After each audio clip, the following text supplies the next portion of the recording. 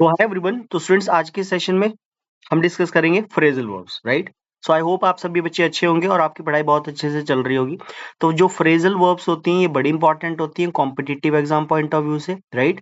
तो phrasal verbs को देखते चलेंगे स्टूडेंट्स। तो आज की जो हमारी फ्रेजल वर्ब रहेगी that would be look, right.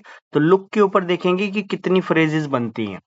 अब पहले तो हमें देखना पड़ेगा कि ये जो लुक वर्ड होता है, लुक जो वर्ब होती है, इसका मीनिंग क्या होता है, राइट।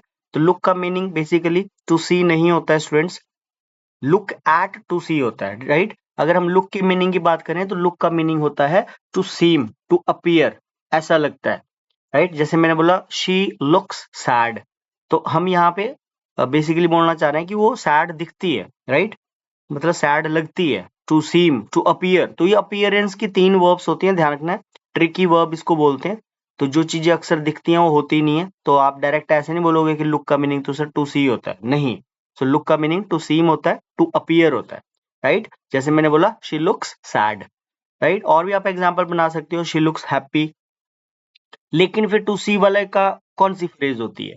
तो जब हम इस लुक वर्ब के साथ एट लगाते हैं तो इसका टिपिकली मीनिंग बन जाता है स्टूडेंट्स टू सी, राइट। जैसे मैंने बोला students were looking at the board, right. Students were looking at the digital board mean students जो है बोर्ड की तरफ देख रहे हैं, राइट। तो उसको लुक एट बोलते हैं। तो ये बेसिकली टू सी होता है। It's a phrasal verb basically जिसका मीनिंग फिर टू सी बन जाता है, right. Come to the third, look up. ये बहुत इंपॉर्टेंट है, थर्ड वाली फ्रेजल वर्ब लुक अप। ये कॉम्पिटिटिव एग्जाम्स में पूछी जा सकती है, राइट। और ये बेसिकली आपको इसको रीराइट करने के लिए एग्जाम्पल भी आ सकता है। तो लुकअप जो फ्रेजल वर्ब होती है स्टूडेंट्स, इसके दो मीनिंग होते हैं। पहला मीनिंग तो इसका होता है टू इम्प्रूव, राइट। और दूसरा इसका टिपिकली एक यूज ये भी होता है कि जब हम क्या करते हैं, डिक्शनरी में शब्दों के मीनिंग्स को ढूंढते हैं, right. To find words meaning in dictionary, तो वहां पे भी बेसिकली ढूंढने के कॉन्टेक्स्ट में भी लुकअप का यूज होता है, बट ये टिपिकली यूज करते हैं जब हम वर्ड्स के मीनिंग्स को फाइंड आउट करते हैं डिक्शनरी में, right.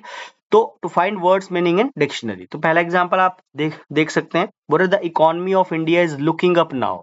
So means the economy of India is improving now. इस कॉन्टेक्स्ट में हम बोल रहे हैं, राइट। जैसे कोविड के दौरान तो आपको पता है मोस्टली कंट्रीज की जो इकोनॉमी थी जो थी वो बेसिकली डाउन चली गई थी, डिके हो रही थी। लेकिन अब चीजें ट्रैक पे आ गई हैं आफ्टर कोविड-19, राइट। अब काफी चीजें इंप्रूव्ड है, राइट। तो हम ऐसे बोल सकते हैं the economy of India is looking up now, right. और फिर वर्ड्स के मीनिंग्स को फाइंड आउट करने वाला जो एग्जांपल है वो नीचे देख सकते हो आप, बोल रहा है he takes time to look up new words in dictionary. मतलब वो डिक्शनरी में नए शब्दों के मीनिंग्स को ढूंढने में बहुत समय लगाता है, तो हम ऐसे भी बोल सकते हैं, right. Come to the fourth one, look for. ये तो बहुत कॉमन है, आजकल की इंग्लिश में लोग अब सर्च वर्ड बड़ा कम यूज करते हैं, इंस्टेड ऑफ सर्चिंग हम वहां पे लुकिंग फॉर ज्यादा प्रेफर करते हैं लोग। इस फ्रेजल वर्ब का यूज कर सकते हो आप अपनी लैंग्वेज के अंदर। तो to search for someone, to search for something, ये किसी लिविंग बीइंग की तलाश भी हो सकती है, हो सकती है किसी नॉन लिविंग की भी हो सकती है। जैसे आप बोल सकते हो I have been looking for a good opportunity since January, right. तो आप यहाँ पे एक टाइम को मेंशन कर रहे हो कि जनवरी से जो है मैं एक अच्छी अपॉर्चुनिटी की तलाश कर रहा हूँ, ये तलाश कर रही हूँ। सो और ये तो एक नॉन लिविंग कॉन्टेक्स्ट में हमने यूज कर लिया, लेकिन आप ऐसे भी बोल सकते हो she is looking for her mother, right. वो अपनी माँ को, मदर को ढूंढ रही है।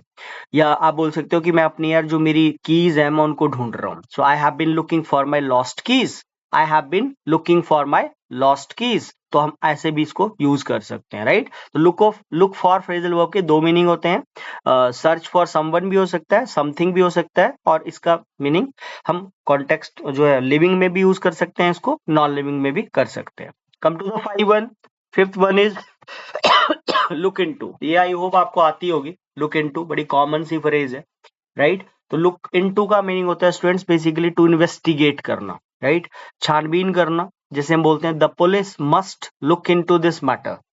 कभी भी सेंटेंस में कोई एग्जाम में ऐसा क्वेश्चन आ जाए इसमें आपको मैटर दिख जाए, राइट, या आगे मैटर के साथ आपको कंप्लेंट दिया हो, ठीक है। सो मैटर और कंप्लेंट कभी भी सेंटेंस में आपको गिवन हो तो आपने वहां पे लुक के साथ आपसे प्रेपोजिशन मांगी हो तो आपने वहां पे इनटू ही डाल के आना है, राइट।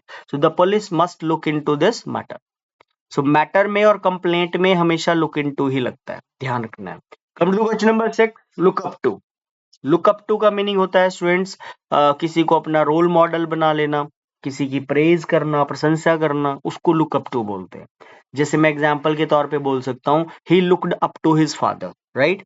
तो ये 4-5 फ्रेजल वर्ब्स थी 6 के अराउंड, जिसमें आपको लुकअप का ध्यान रखना है। लुकअप जिसके मैंने दो मीनिंग बताया, एक इम्प्रूव कॉन्टेक्स्ट में और एक जो है डिक्शनरी में वर्ड्स के मीनिंग्स को फाइंड आउट करना। लुक फॉर आप जानते होंगे, सर्च करना होता है। लुक अप टू और एक लुक इन टू भी इंपॉर्टेंट है। कोई आप स्टेट लेवल का कोई एग्जाम फाइट कर रहे हो तो उसमें समटाइम्स लुक इन टू को भी पूछा जाता है, राइट।